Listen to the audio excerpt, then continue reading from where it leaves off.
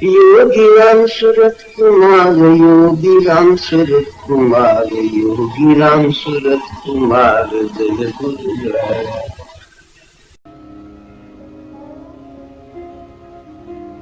Whatever exists is one life, unity. Nothing is separate, nothing isolated.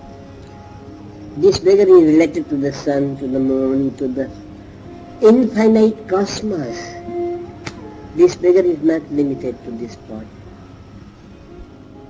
Sri Ramanaya Om Namo Bhagavate Sri Ramanaya Om Namo Bhagavate Sri Ramanaya.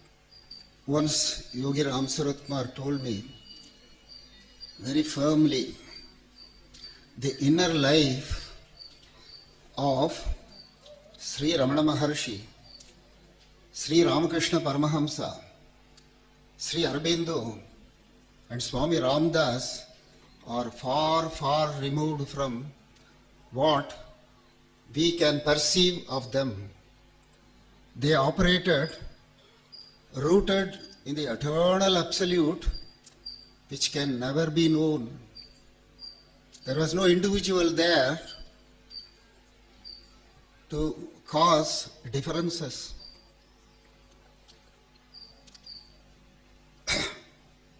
This was, even though he told me this, my dedication to Yogi Ramsuratkumar helped me to experience.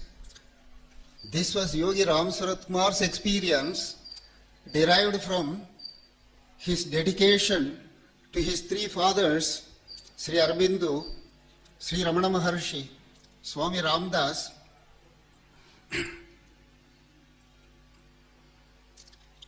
which he exemplified in his own life. Every moment, he lived these principles that I just now shared with you as told by Yogi Ramsuratkumar. In his own life, he exemplified all these three principles. And it was a delight to be with, we always call him as Swami. We have always addressed him as Swami. I humbly request you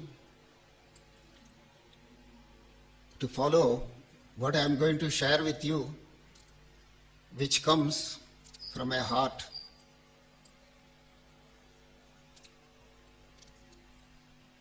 Swamiji's childhood is something unique. He lived in a village near Kashi. The villages around Kashi, the villagers are all devoted, and in our custom, people go around the Ganges called Ganga Pradakshina, circumambulation of Ganges, a long route. When they reach Kashi, they take rest. They get exhausted during their walks. So these villagers in these villages take care of them, attend on them, give them food and comfort. Young boy, Ramsuratkumar, I said he was unique because from his childhood, he was interested in sadhus and sannyasis who were doing this Ganga Pradakshina. He will give hot water fomentation for their legs, stay with them, attend on them. In the night, when these pilgrims, sadhus and sannyasis, around the fire, they will be talking among themselves stories of sages and saints and about the epic, the famous Indian epics, Ramayana and Mahabharata.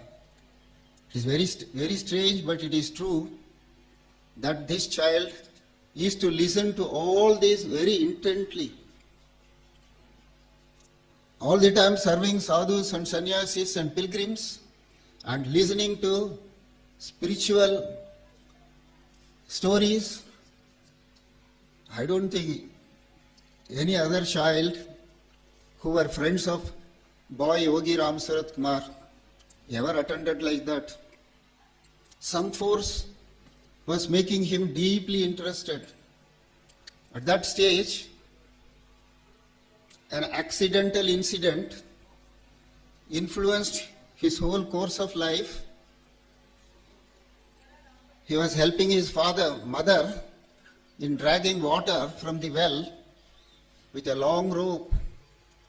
It was his daily chores. Very attached to mother, helping mother.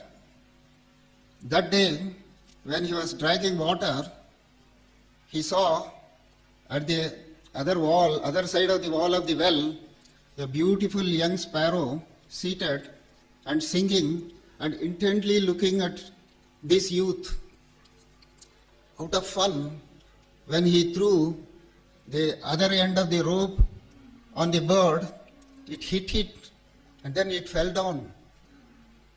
Ramsuratkumar ran to it and held it in his hands and begged, please don't die, please don't die. Took the bird to the Ganges, poured the Ganges water and continuously prayed. The bird was dead. That is the first shock in his life which awoke in him an awareness to find out what is the reality of life, what is the reality of death, in addition to the enormous sadness that engulfed him. Among the sadhus, he was more drawn to one Kapadia Baba, so he ran to him for consolation and expressed his sense of guilt. Kapadia Baba told the boy, 16-year-old boy, go to Kashi. When Ramsuratkumar went to Kashi and stood in front of the shrine, Lord Vishwanatha, another strange thing happened. There was a brilliant flash of light and a divine force entered into him.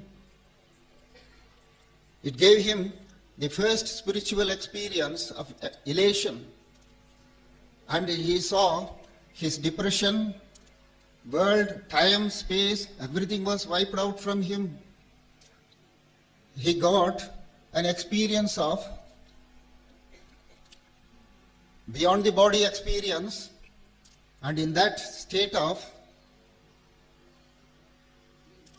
ecstasy, he started wandering in the cremation grounds in the same serious mood. And one more great experience affected him. He actually experienced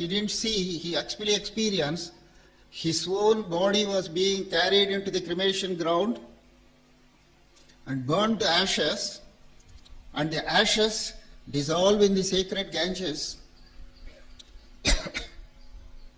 It put him into a really true spiritual state, and it awoke in him a keen awareness that he has to find out what is the truth of life, what is the truth of death, what is incarnation, what is this body, am I this body? With that, when he went back to his village, Kapadia Baba, who had an important part to play in Yogi Ramsuratkumar's life, was there. He narrated what happened in Kashi. Kapadia Baba was happy and then guided him to plunge reading Tulsi Ramayana and Bhagavad Gita. People who have moved with Yogi Ramsuratkumar know very well, all his life he used to quote from Tulsi Ramayana and Bhagavad Gita. This strange experience, one after another, made him stick to Kapadia Baba, and youth Ramsuratkumar thought Kapadia Baba as his guru. But Kapadia Baba, being so noble, guided Ramsuratkumar that I am not your guru. Your guru lives in South India. He specifically told him, gave him the names of Sri Aurobindo and Sri Ramana Maharshi. It was 1947. He also gave him a book on Light on Yoga, which influenced the youth. He reached Pondicherry in 1947, and it so happened Sri Aurobindo's birthday was to be celebrated within 2 days. There, the custom was the mother would make selection of people who will have a special personal interview with Sri Aurobindo. The rest of them have to stand out in the road and have darshan of Aurobindo standing in the culvert of the first floor.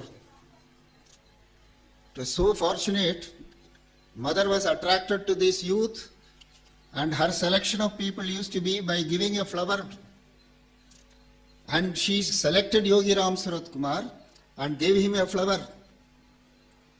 The custom there is, after that somebody will register the person who received the flower, and the next day they will be guided to have a personal audience, darshan, with Aurobindo.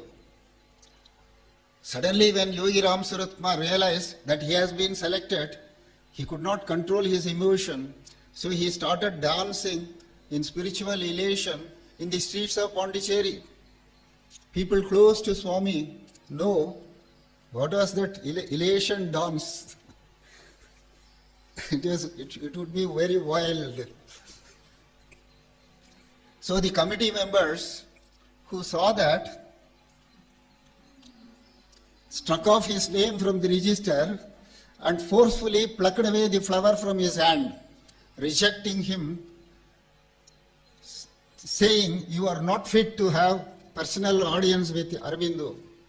This saddened Swami tremendously.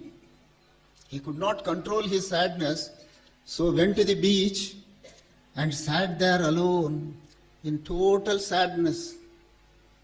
There was a sadhu there, a compassionate sadhu, who came near him. "Why are you worried?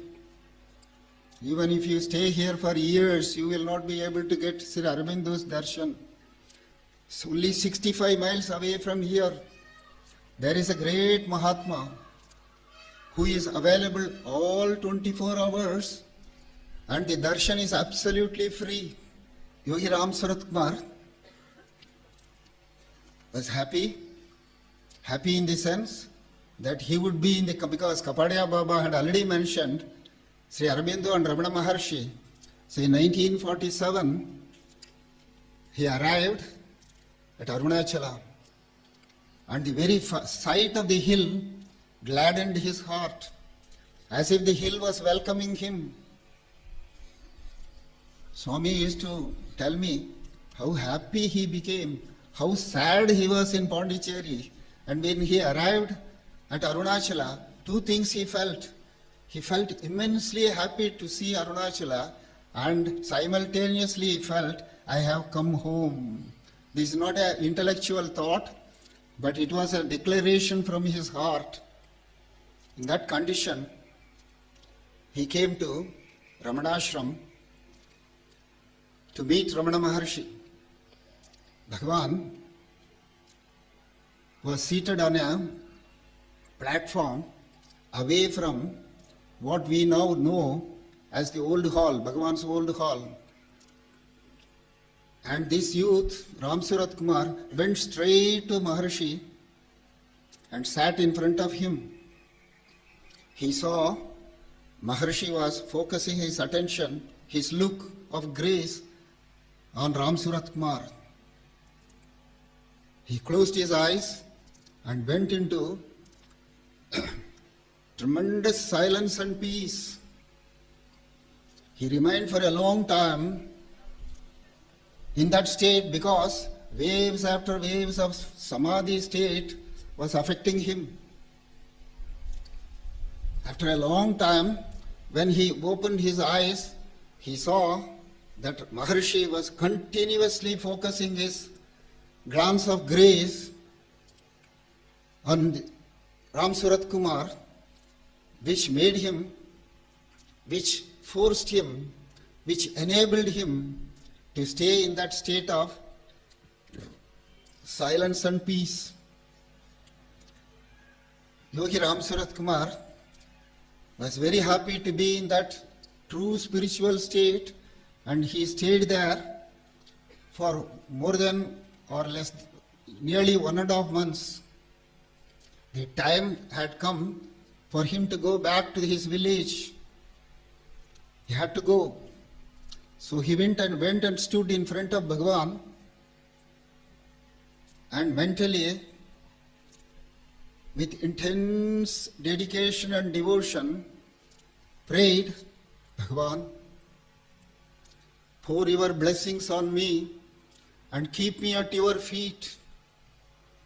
Please enable me to be at your feet all my life.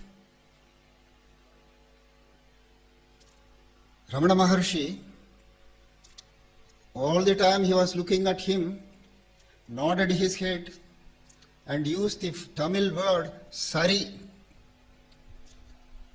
Swami told me that was the first Tamil word he learnt, and he was all his life he was using the same first word uttered by Ramana Maharshi in the presence of Ramsuratkumar. He went back from Arunachala, established in silence and peace, inner silence and peace. He went to his village.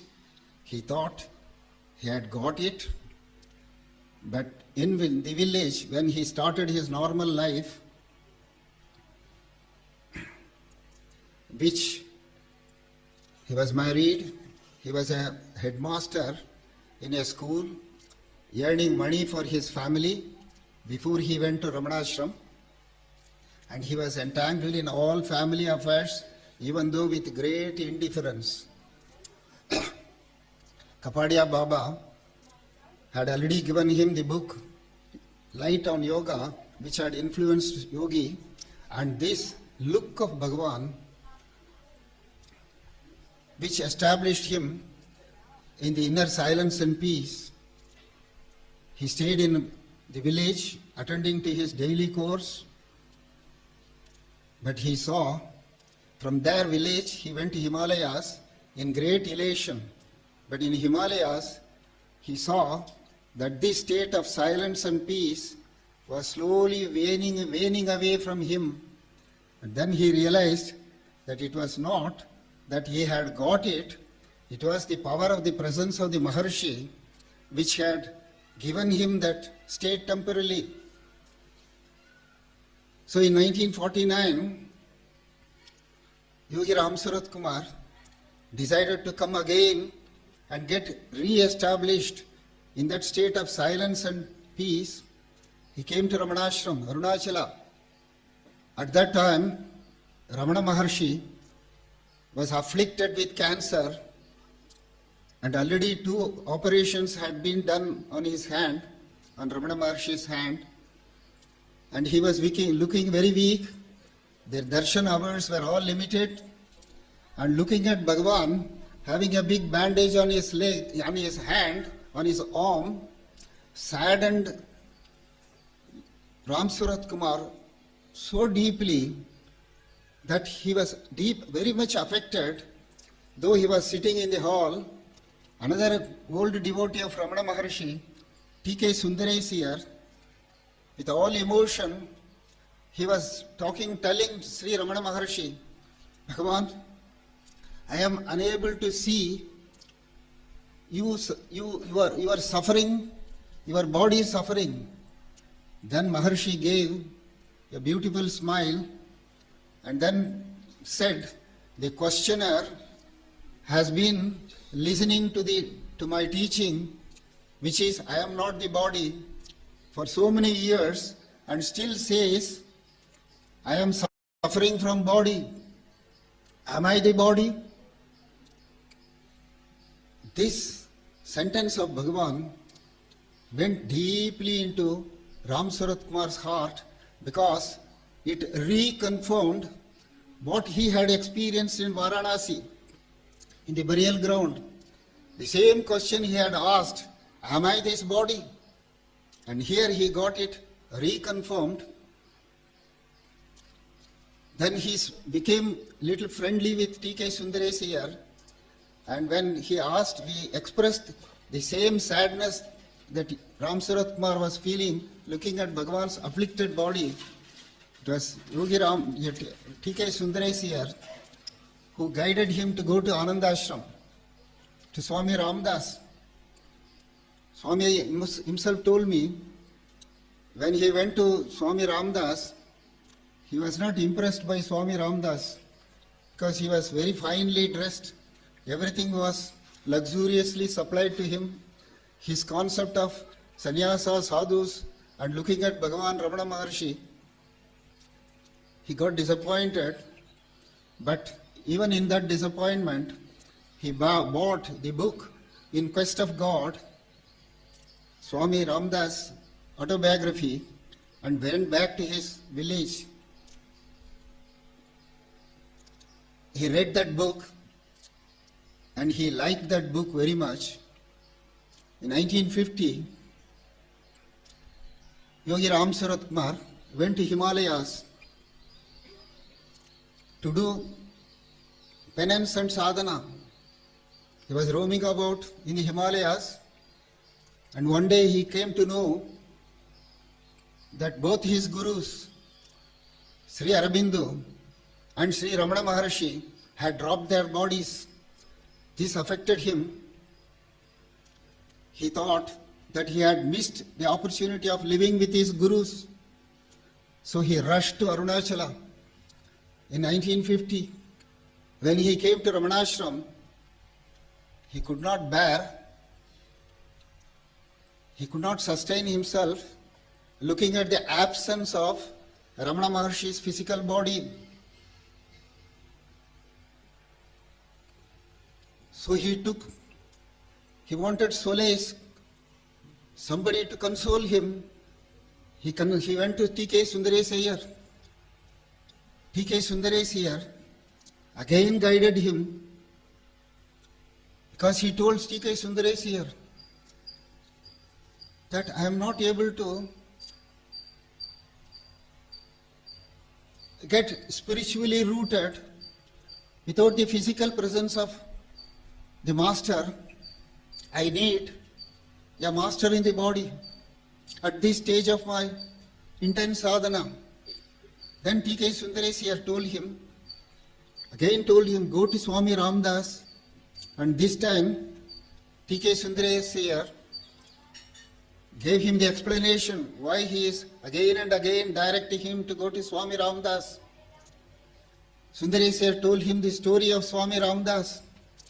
In the 30s, the beginning of 30s, Swami Ramdas was on an all India pilgrimage, established in the state of Ram. He wanted to find Ram everywhere. He wanted to have darshan of Ram everywhere. So he was traveling all over India. And on the en route to, he came to Arunachala. He came and stood in front of Ramana Maharshi. Waves and waves of ecstasy started affecting him. And he looked at Bhagavan. Bhagavan looked at Swami Ramdas. And Swami Ramdas came to know that Ramana Maharshi can talk English. So Ramdas addressed him in English. Bhagavan, pour your blessings and grace on this slave. He needs your blessings to be established in that final state of silence and peace. Bhagavan nodded his head and gave his approval and encouraged Swami Ramdas to spend days in the caves, in one of the caves of Arunachala. This is all Swami T.K. Sundareswar was telling to Yogi Ramsuratkumar. Yogi Ramsuratkumar was intently listening to Swami Ramdas' story. So Swami Ramdas stayed in the Varnati Guhai, the cave here, for 22 days. And he got totally established. He was immersed in Ram. It was only Ram Nam before, but this stay of solitude of 22 days established Swami Ramdas perfectly in the state of Ram. When he came out of the cave, he saw everything Ram. He saw the stones, boulders, trees, animals, birds, people walking around.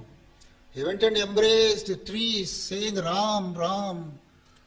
And he was totally established in that state of Ram and got guidance to go to Kanangad, and he went and established his ashram there. So Sundareswar told him, go back, go to Swami Ramdas. For the third time, Yogi Ramsuratkumar went to Anandashram. Swami Ramdas was standing there, and Swami Ramdas this time, with a broad smile, welcomed Yogi Ramsuratkumar. There was a heart-to-heart exchange of ecstasy, and Yogi Ramsuratkumar was intensely happy. So wherever Swami Ramdas was going, he was following him, day after day. One day Swami Ramdas turned to him, what do you want from me? Ramsuratkumar told him, please give me initiation. Make me a worthy spiritual aspirant, your disciple. Accept me as your Shaila. Swami Ramdas smiled at him. Yes, I will initiate you, but will you be able to chant the mantra continuously, non-stop, 24 hours? Ramsuratkumar accepted that, humbly told him yes. So Swami Ramdas made him sit and uttered the mantra Om Sri Ram Jai Ram Jai Jai Ram 3 times into the ears of Ramsuratkumar. The whole mantra started vibrating in the whole being of Ramsuratkumar. Every pore of his body started chanting Ram Nam. It was in a spiritual ecstasy, and in that state of utter inner silence, peace, and all the time chanting Om Sri Ram Jai Ram Jai Jai Ram, he stayed ecstatically for 7 days. After 7 days, he started dancing, again in ecstasy. This was causing distraction to the inmates of the ashram. They went and complained to Swami Ramdas, and Swami Ramdas called Ramsuratkumar and told him, under the banyan tree, he saw Ramsuratkumar in that ecstasy. So told him, under the banyan tree, only bushes and thorns can grow, another big tree cannot grow, so you have to leave this place. If you leave this place, where will you go? Ramsuratkumar did not think about it, spontaneously replied to Arunachala. Swami Ramdas was immensely pleased. He gave a woolen shawl to Ramsuratkumar, which became the attire of Swamiji all his life, and he left. chanting all the time Ram Nam. Later, when Swami Ramdas, Yogi Ramsuratkumar was here, His Holiness Kanchi Shankaracharya sent word for Yogi Ramsuratkumar and saw Yogi Ramsuratkumar in that state of ecstasy all the time. His fingers will be all the time writing Ram, Ram, Ram. Many of us have seen, I have personally seen, even when he was sleeping, his big toe would be writing Ram, Ram, Ram. In that state of ecstasy, Shankaracharya addressed and said, the public there, showing Ramsuratkumar, he comes from the lineage of Lord Rama. Ramsurat means a deep link to Lord Rama. No wonder, even though Yogi Ramsuratkumar had great spiritual experiences at the burial cremation grounds in Varanasi and in the presence of Ramana Maharshi, it was in the presence of Swami Ramdas, he was deeply, totally absorbed. He was taken over by Ram. Whenever he used to, in the later years, whenever Swami used to recount these incidents, many people here know, he used to say with great joy, this beggar died, Ganesha, in 1952 at the sacred feet of his Guru, Swami Ramdas. Now, God alone exists for him. In that state of ecstasy, from 1952 to 1959, for 7 years, Yogi Ramsuratkumar took a pilgrimage straight from Anandashram, walked all over India, visiting the shrines and samadhis, sacred shrines, temples, samadhis of great Mahatmas and reputed temples. In that state of ecstasy, in 1959, he reached Arunachala. After 9 years, when this is what Swami said, when he touched again in Arunachala, he felt absolutely at home. And he got back his normal consciousness, that is, the ecstatic spiritual state he was having inwardly, and externally he started behaving as before, very normally. That's how he came straight to Ramanashram. That's the year I had the great good fortune of meeting this Siddha Purusha. But I must be honest, I was seated in Ramanashram with T.K. Sundaresh, to whom all my life I have been dedicated to. T.K. Sundaresh would be looking at Arunachala, reclining on a wall of Ramanashram, and I would be seated next to him for hours and hours, not talking. There was no need for talking. The personality, Swami, whenever afterwards, when I met Swami in Sannidhi Street and also here, he repeatedly used to tell me, Ganesha, Pandit T.K. Sundaresh was a Jnani Ganesha. People did not recognize him. I used to tell Swami, I was fortunate enough to experience that. I was always attached to T.K. Sundaresh. That was the state. I was seated with T.K. Sundaresh, and at a distance, a sadhu was seated with all disheveled dressings, looked like a madman. T.K. Sundareswar said, Ganesha, go and prostrate to him. In my heart, I am honest. Why is he asking me to prostrate to a madman? Then I prostrate, I always obey elders.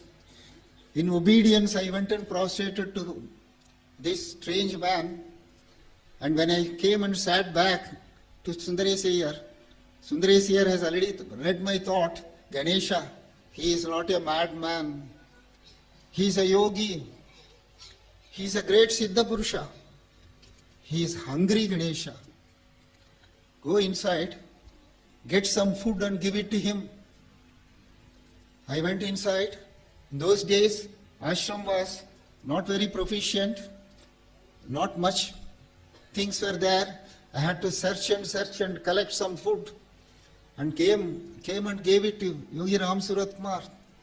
Many years afterwards, when I met Swami, he wanted me to recount how myself and Yogi met. So I repeat, many times he had asked, will you please tell our first day's meeting? Many days he has asked. So every time he will say, when you came and gave me food, Ganesha, for 3 days this beggar had not eaten and he was terribly hungry. After that is from 1960, I came to Ramana Ashram for good and totally involved in ashram affairs, doing almost all the chores, correspondence, visitors, attending visitors, kitchen work, attending to devotees, everything I was doing, helping my father. But I never failed to go round the hill. So I lost contact with Yogi Ramsuratkumar, except whenever I was going round the hill, I used to see this so-called madman or Siddha Purusha near Yamalingam, the cremation ground, jumping from one tomb to another tomb, chanting Om Sri Ram, Jai Ram, Jai Jai Ram, endlessly. And it was those years when Yogi Ramsuratkumar, like his master Ramana Maharshi, was roaming about all over the hill, all over the places, wherever Ramana Maharshi stayed. But mainly, he was dancing in the burial ground. And I don't know whether I should share this or not. He will demand 4 annas from me. And whoever goes round I used to carry a 4 anna coin whenever I was going round the hill, very eagerly wanting to meet him and give him these 4 annas. And some of my friends, very rarely they used to go round the hill. I used to advise them also, please take 4 annas. There will be a sadhu there, give it to him. Only after many years, I didn't ask, but somebody asked in the presence of Yogi Ramsuratkumar at Sannidhi Street, Swami, if you give 1 rupee, 10 rupees or 8 annas, Swami won't accept. He will accept only 4 annas. So someone in Sannidhi Street asked, why did you in the earlier days asked only for 4 annas? He said, this beggar was very particular on Kareem Bidi. Kareem Bidi was a small size, all other Bidi is very long. Kareem Bidi was small size and it was only 4 annas. And in those days, Yogi Ramsuratkumar was not eating, not drinking, because he was not getting anything. Only this Bidi he used to smoke. So after 1962, till then, Swami Yogi Ramsuratkumar was staying in Ramana Nagar in a cottage. After 1962, he moved to the temple and started staying under the Punnaimaram tree near railway station. And I was deeply involved in ashram affairs, so I had lost contact with him. But yet, when Ramana Ashram work, I had to go. I never left Ramana Ashram, not even to my home, except going round the hill or up the hill. I was not interested to go out of the Ramana Ashram compound premises. Only when the management asked me to go to Madras or go anywhere to collect funds or ashram magazine work, I will go out. I have to go to Madras. So in the town, in those days, it was only bus travel. I will be standing in the bus terminus to catch the bus. From somewhere, Yogi Ramsuratkumar will jump and come. Ganesha, give me 1 rupee. He will give me first a flower into my hand. Even if I am seated in the bus, Ganesha, Ganesha, Ganesha, please accept this. And then say, give me 1 rupee. Give me 1 rupee. Now when I recollect all that, what blessings. Was it 1 rupee he wanted? He wanted my ego. He gave me the flower. Was it the flower? He gave me jnana. He gave me wisdom.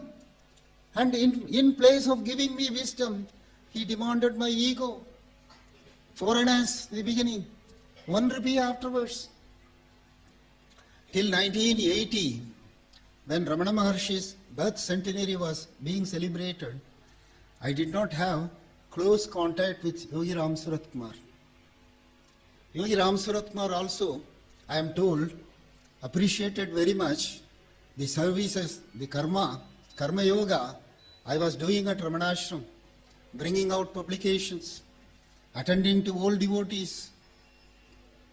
All the manuscripts were brought out in book form, and the finances of the ashram was built up.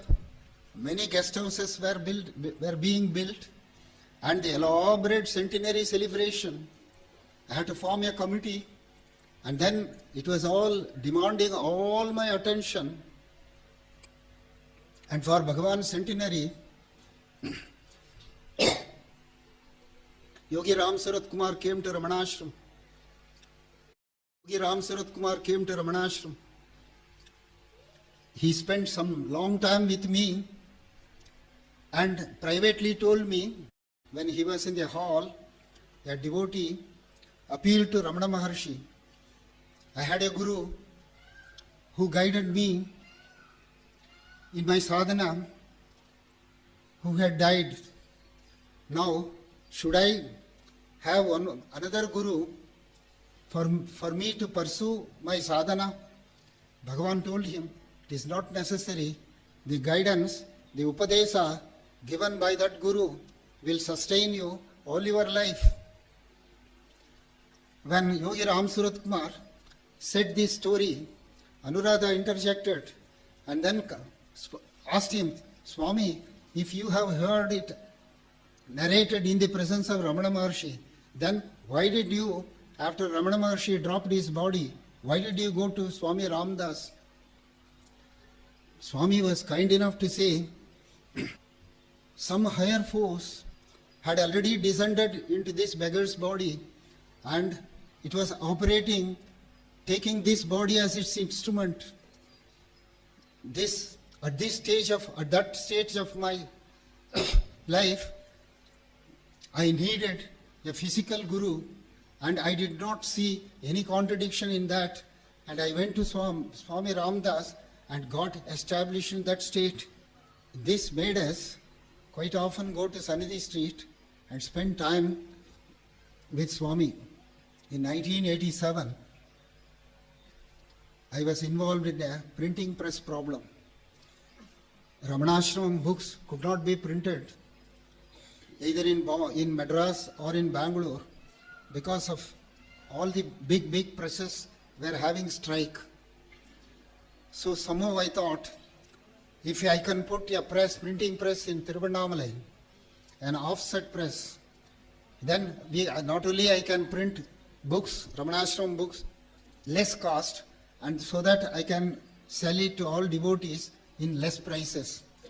A printing press man offered to put up a offset press if I helped him to get bank loan. So a bank manager at that time visited Ramanashram, the general manager. So I asked him, and he said, if you put as a guarantor, I will sanction that cost of the printing press, which was some 4.5 lakhs or 5 lakhs of rupees. I didn't know the implication of a guarantor, all that. I didn't consult anyone. Later on, my lawyer, ashram lawyer, took me to task. How could you put as the guarantor?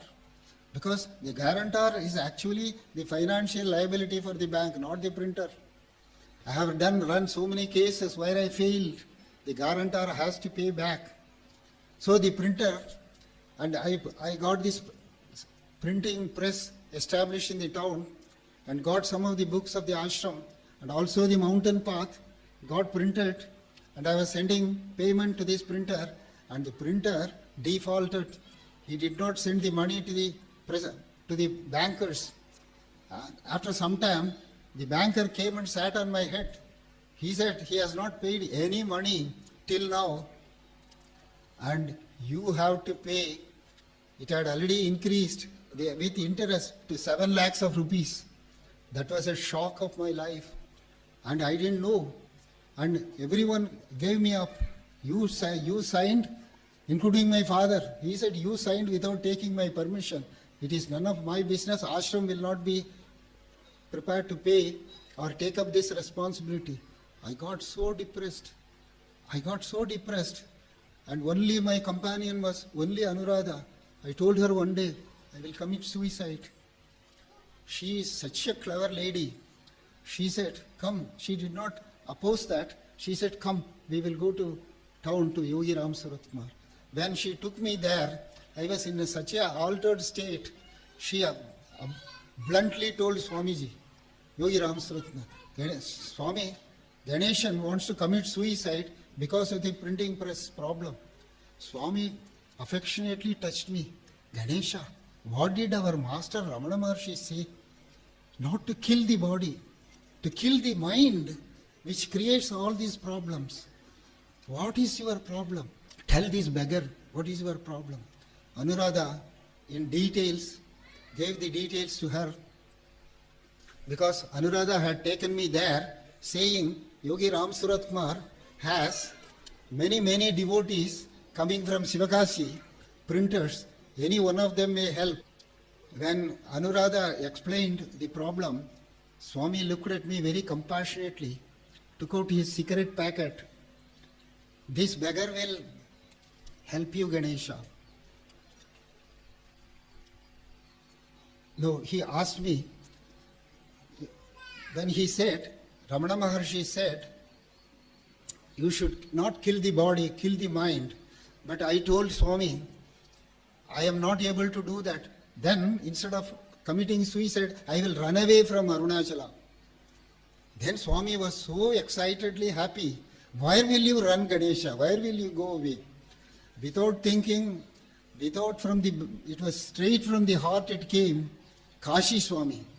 Will you promise this beggar, if this printing problem is solved, you will go to Kashi? I said, definitely I will go to Kashi, Swami. Then he took out the cigarette packet, empty cigarette packet, wrote Om on the backside of the packet, and then gave it to me. Take this address. One of my devotees, S.P. Janardhanan, write his name. He will obey me, whatever I say, and then take this address. He dictated this address. Write to him. He will come and help you. And I contacted Janardhanan, whom I did not know at all. He came straight to Swami, and he assured, I will take up this, I will pay the entire amount and then purchase this printing press. I felt a temporary relief. But when he went back to Bangalore, his partners and his family people strongly objected to his buying this small printing machine. They have got giant big machines, 4 or 5 big machines, and this is a baby machine. They said this is of no use. Then he argued with them. This small printing press, paying so much money will only bring loss to us. So he argued with them. Guru's grace, does it mean only profit? Should there not be loss? And he argued with them and took that printing machine, but it took 7 months. 7 months of torture for me. Swami very beautifully said, it will be, Ganesha, you will get relief in 7 days. So I was in great joy. But the people, the partners and relatives were giving so much trouble. and the banker in Bangalore was also giving so much trouble. It was prolonging. It took 7 months for the printing press to be bought by Janardhanan. After the printing press was removed, taken away by, and all the dues settled, I had to play the part of my contract. So Swami asked me, when are you going to Kashi? At that time, J. Krishnamurti's nephew, G. Narayan, who was the principal of Rishi Valley School, had come to ashram. I had taken him to Yogi Ramsuratkumar.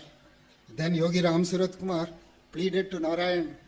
Ganesan had to spend 1 year in Kashi, and he is finding it difficult to find a place. Narayan, in the presence of Yogi Ji, told him, we have got another school there in Varanasi, Rajghat. It is called Rajghat School. The principal there is Professor Krishna. I will contact him. Let Ganesan also contact Professor Krishna. And my elder brother in the meanwhile came to meet Swami. Swami, you are sending my younger brother to Kashi? My younger brother doesn't even know how to make a purchase of toothpaste in their shop. And what will he do for 1 year in Kashi? Swami was saying, that is what he has already undertaken. He will definitely go to Kashi. Then my elder brother got a little annoyed, said, if he goes to Kashi, he has to beg Swami. There is no other way. He doesn't know anything how to survive there. Swami he raised his tone. Sundaram, what is wrong in begging? Our Lord Shiva is a beggar. Bhagawan Sri Ramana Maharshi has begged in every street of Tiruvannamalai. Your grandfather Niranjanananda Swami has begged in the streets of Tiruvannamalai. Let Ganesan go to Kashi and beg in the streets of Kashi. And it was all so beautiful. But my friends, when I reached Kashi, everything Swami has already arranged. In the Krishnamurti Foundation, everything luxuriously arranged. That is the greatness of Swami. A cottage was reserved for me on the banks of Ganges. Food was supplied into the cottage. And it was complete a sense of spiritual freedom. Swami was, later on only I realized, asking me to go to Kashi was to give me a release from my karma, my dedication, my services to the Ramana Ashram.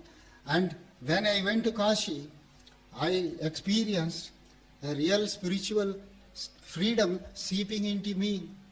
During these 7 months, when I was with Swami Yogi Ramsuratkumar, every day from ashram I will go, because the press has been not taken and I was suffering.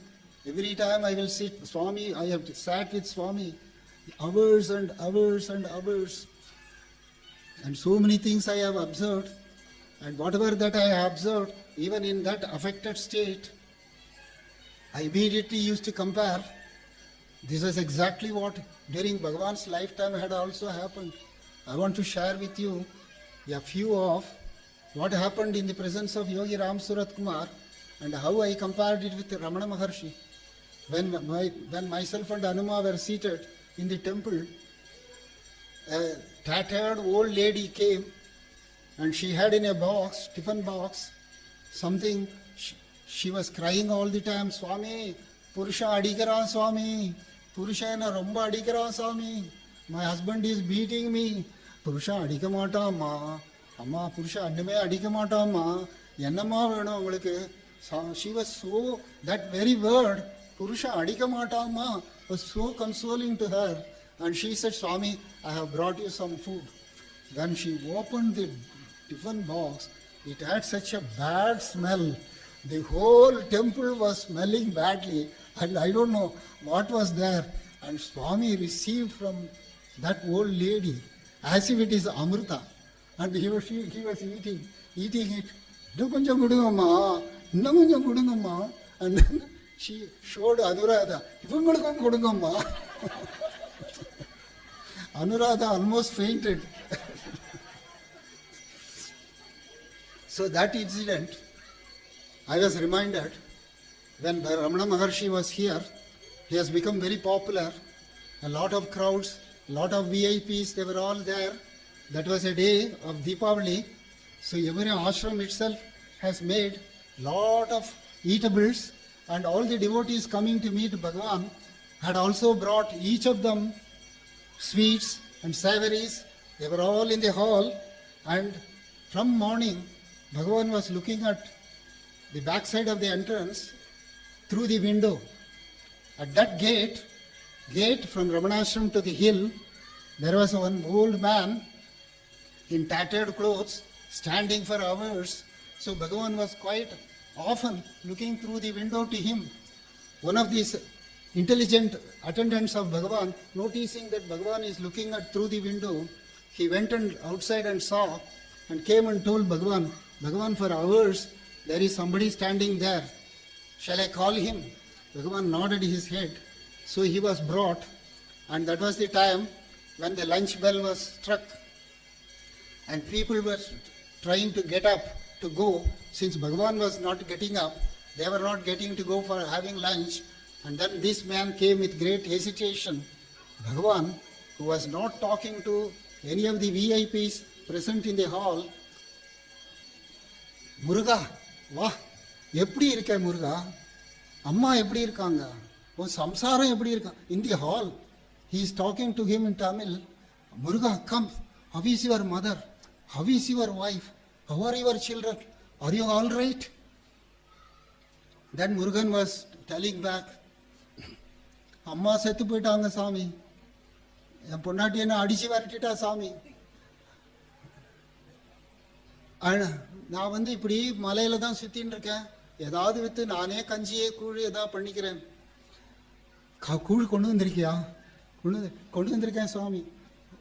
Dirty, அதுக்கு அது பேர் என்ன, சொரைக்கா குடு, அதுக்கு சரி இங்கிலீஷ்ல என்ன சொல்றது,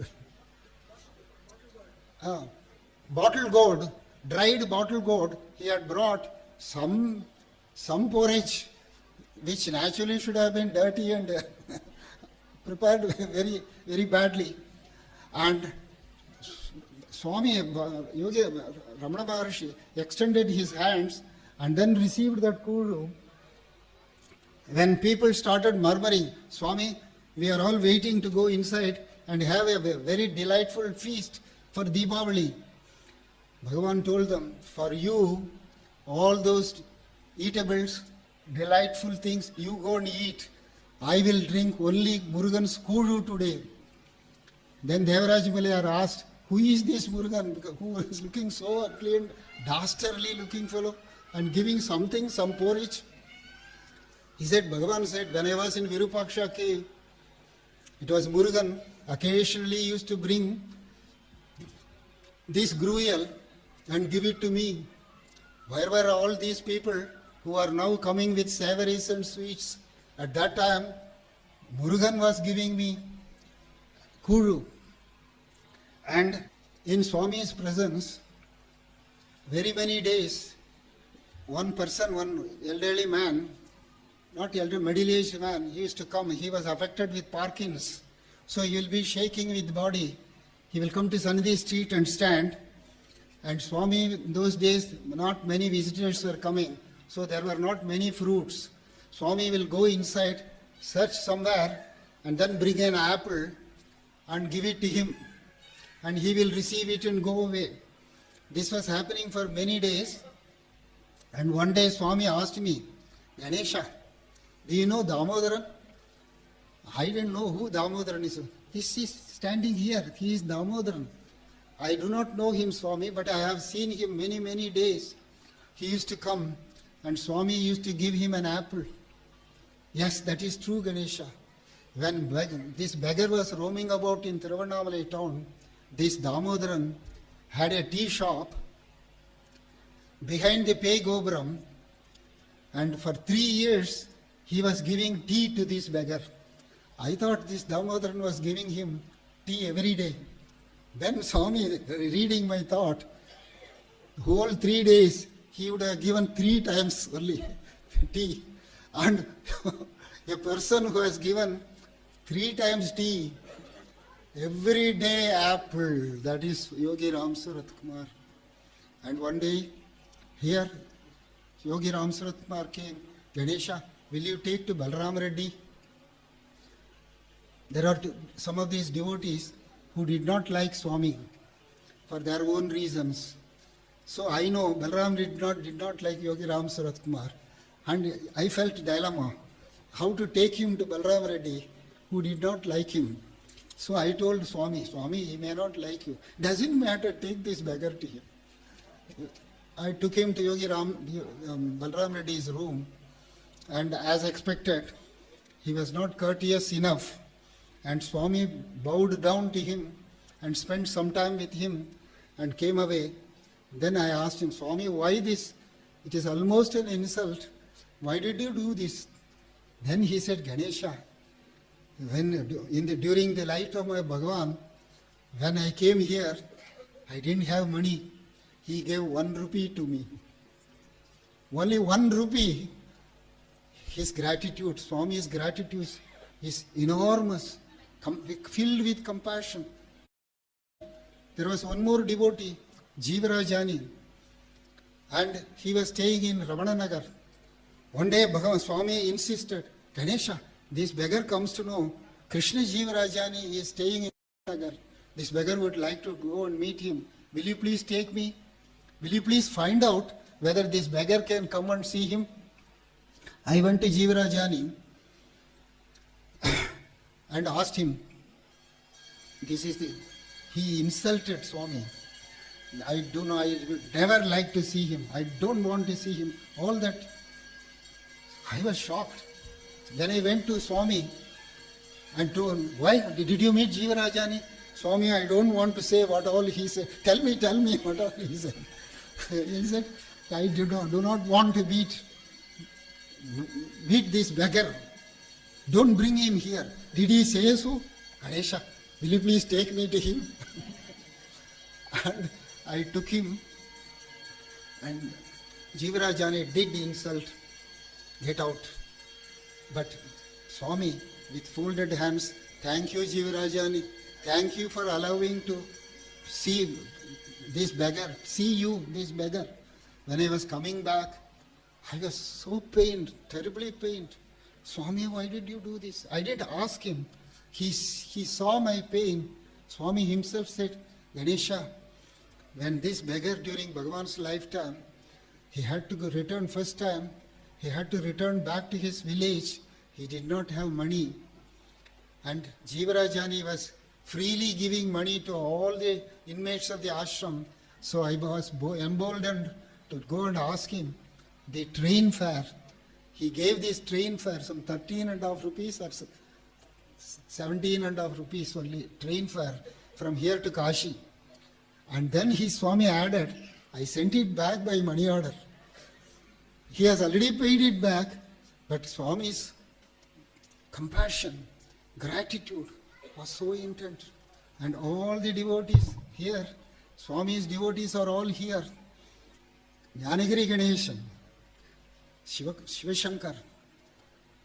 And the way how he united them with their wives, how he made them respect their wives, was really very moving to me. When Jnanagiri Ganesan told me that he came alone to see Yogi Ramsuratkumar, all the Sivakasi people, most of them are wealthy people, had a car, but to see Swami when they come, Swami had strictly informed them they should come only by bus, they should not come by car. So Jnanagiri Ganesan had come by bus, and immediately Swami asked him, where is your wife? How did you come alone? He gave some wishy-washy answer. So Swami put a dried up garland on his neck. He said, go back, bring Bhanumati, and while going back, you have to chant this mantra, Bhanumati Sameta Jnanagiri Ganesha. And he was the biggest printer, and having a dried garland, he should not remove that garland till he reaches Sivakasi. And immediately my mind went to Ramana Maharshi. Ramana Maharshi was absolutely compassionate, kind, and very generous with the wives of his devotees. Bhagavan's senior most devotee, Muruganar, had left his wife and come away here. Occasionally she used to come here, and Muruganar will go and hide himself in the hill, afraid of his wife. So Bhagavan would call Muruganar to come and try to compromise, and Muruganar was really afraid of his wife. So once, her name is Meenakshi. Meenakshi, why do you want to trouble? At least he is having some food. Now when you come, he goes and hides for days in the hill. He doesn't even have food. Why don't you leave him alone? Then Meenakshi said, what will happen without him? What do you want, Meenakshi? She showed her tummy and showed her torn sari. What else do I want, Bhagavan? I want food and then sari to cover myself. And Bhagavan assured her, Meenakshi, all your life you will have food, you will have sari. He did not stop there. He sent Kunjaswami to Ishanya Matam, where Natesha Swami, another sannyasi, Kunjaswami was a sannyasi. Bhagavan sent him to Natesha Swami, who was a sannyasi, to get a sari for someone else's wife. Ramana Maharshi, all our Hindus, they know, another wife's sari one should not buy unless he is related, father or brother-in-law.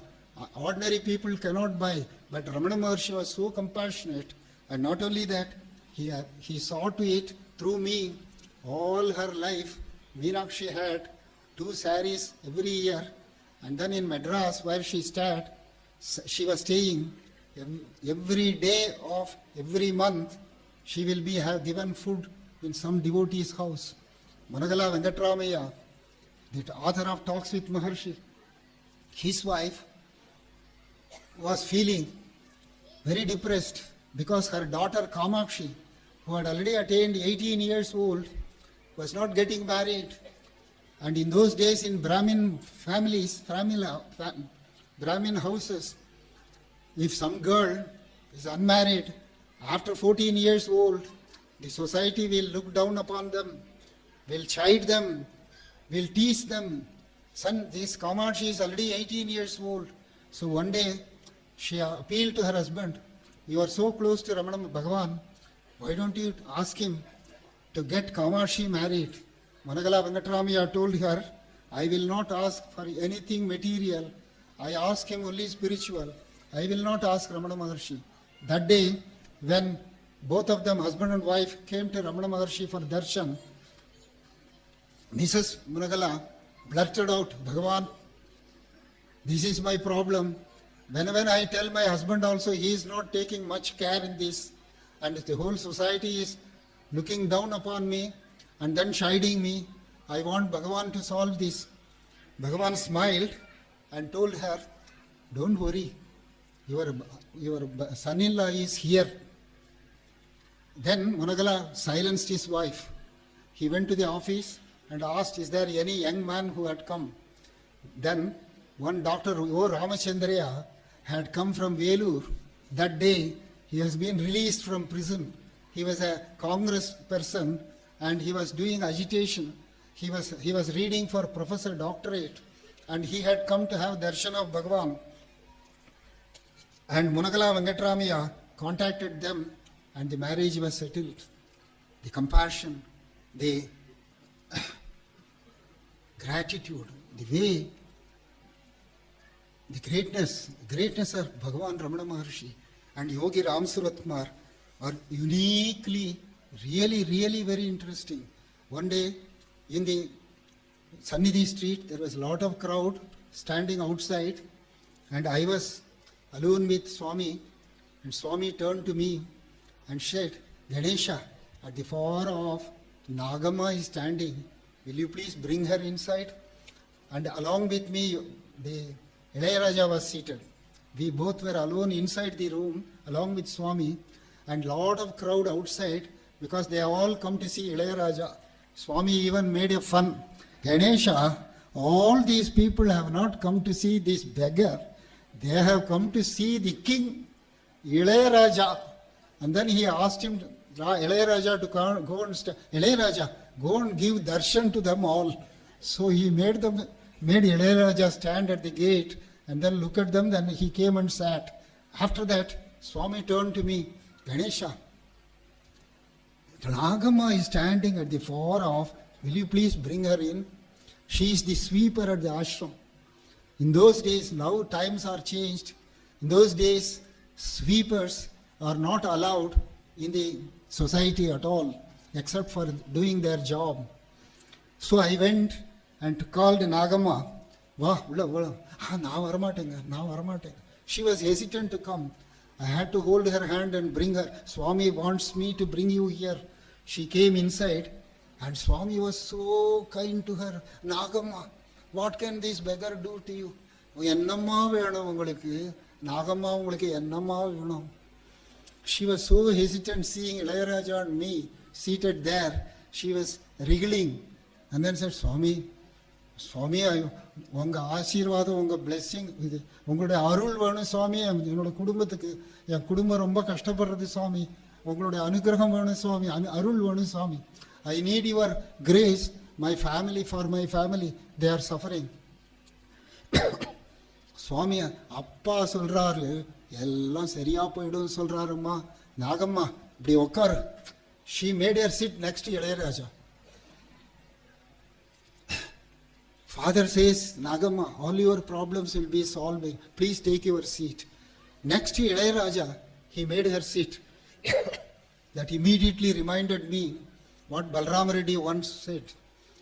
He was quoting from Ramayana, and in Ramayana it seems it is said that Rama never distinguished between a king and a low caste person. He treated everyone alike. When Balram Reddy entered in the ashram old hall, he actually saw, it was the British time, there were many kings ruling India. One of the kings was seated in the hall, and very next to him, the retired sweeper of Ramanashram was seated there. So Balram Reddy told me that sages come repeatedly to prove the ancient statements, and then in Bhagavan, with his presence of making the king and the sweeper stay together, sit together, proved that Rama's condition. And for me, I remembered when Swami made Nagama sit to Ilayaraja, it reminded me how kind Swami was. So, I was in Kashi. I was sent to Kashi, and all arrangements were made for me. I share with you, my dear friends, you should know the greatness of Yogi Ramsuratkumar. It is not to talk about me that I am sharing this. 365 days he told me, you have to stay near Ganges, not one day more, not one day less. 365 days. He made me acquaint myself to the sacredness of Mother Ganges. Every night, all the 365 nights, he had come in my dream and guided me. The very within first 2 days, he came, Ganesha, you should meditate in no other place. I show you the place, you have to meditate only there. Like a TV show, he showed me a tree, and underneath there were 2 small platforms, and he showed me this, both of them on the banks of the Ganges, and said, don't sit in the first platform near the Ganges, sit in the second platform and then meditate. My friends, every day I used, and for a few days I was searching for it. I could not find where it was. Then when I found out, it was exactly the same place under the tree. Even now it is there. To all my friends, I take them and show, this is what Yogi showed me in the dream. And always meditating there. Then after completing that, in 1989, I came to see straight to Swami. Swami told me, Ganesha, you have to go to Ananda Ashram. Mataji Krishna Bai is ailing. Actually, she was in deathbed. Please go and stay. If Mataji asks you to stay permanently there, stay there and serve her and be there. So when I went to Mataji, to whom 27 years back I had gone, and she had given me as my mode of sadhana to bring back all the old devotees and then look after them and treat them well, because during Maharshi's lifetime, all of them had sacrificed their young life, and now they are all old and gone away. Bring them and give them proper treatment. So after 27 years, I went to meet Mother Krishnabai. The very first question she asked me was, I gave you a sadhana. Did you complete it?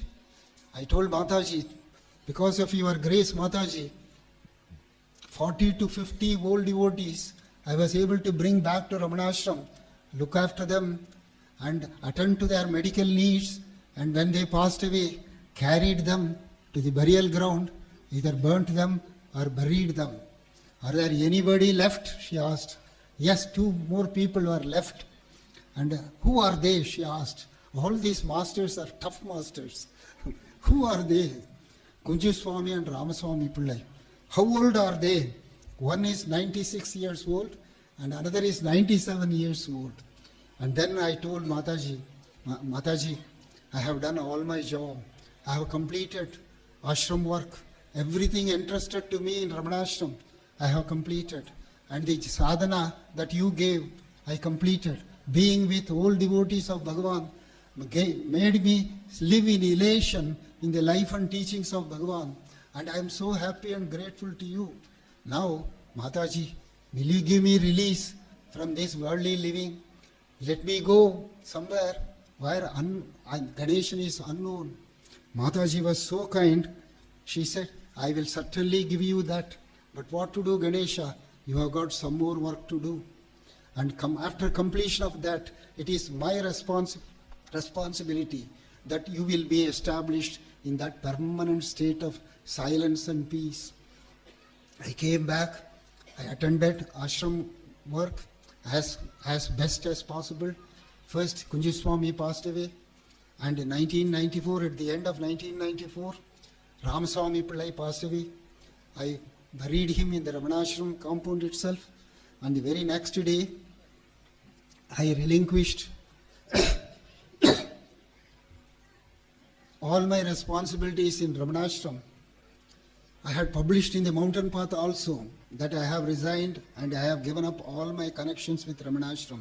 I took the magazine to Yogi Ramsuratkumar, and he said, after reading that announcement, he said, Ganesha, will you do me a favor? It was here only, not in Sannidhi Street, here. I said, yes, Swami, whatever you tell me, I will. Take me this beggar to Ramana Ashram. So, we went to Ramana Ashram, and my Sundaram, my elder brother, had become the president of Ramana Ashram. He consoled Sundaram, Bhagavan's blessings are fully on you. Everyone will help you. Be guided by the presence of Bhagavan. And blessed Sundaram, he reinstated, gave confidence to my elder brother as the president, and gave me release to myself. When Swami was building this ashram, I was coming to him to meet him, and he was guiding me. Ganesha, we have spent enough time together. We have spoken enough. You have traveled all over the world preaching Bhagavan's teaching. It is the time for you to be settled in Ananda Ramana in your house and be quiet, be practicing Bhagavan's teaching of inner silence and peace. He did not only made me go back, he came there. You will be surprised to know my house is called Ananda Ramana. He had come there 60 times, and then acquainted me to the atmosphere of Ananda Ramana and to stay alone. And since I do not know worldly matters, so Yogi Ramsuratkumar encouraged Anuradha to stay behind me, build a house and take care of me. Swami used to tell her, we have to give help to Ganesan, we have to protect him, Anuradha, and please be helpful to him. Even till today, I am staying in Ananda Ramana. It is exclusively due to Yogi Ramsuratkumar's blessings. It is very strange. The same Pandit T.K. Sundaresiyar, who sent Yogi Ramsuratkumar to Swami Ramdas, sent me also to Anand Ashram, where Mataji Krishnabai took over my entire life. Whatever that you see me as Ganesan now, it is all molded by Mataji Krishnabai. And she, in the last meeting, she told me, I will be guiding you all the time. I was surprised she is far away. But then later I understood the way Yogi Ramsuratkumar took care of me and molded my life.